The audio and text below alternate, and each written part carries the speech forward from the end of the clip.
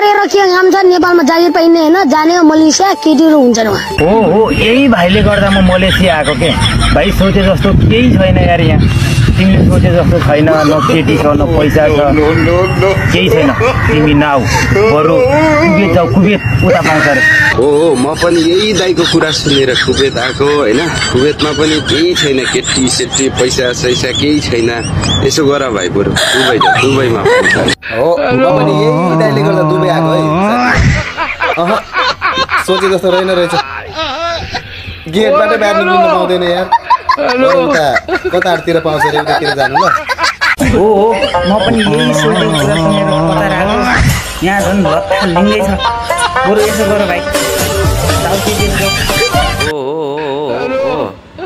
म यो दाइको कुरा सुनेर यो साउदी आएको साउदीमा केही छैन पैसा छैन न केटी छैन केही छैन बरु यसो गर मन्दिर छ है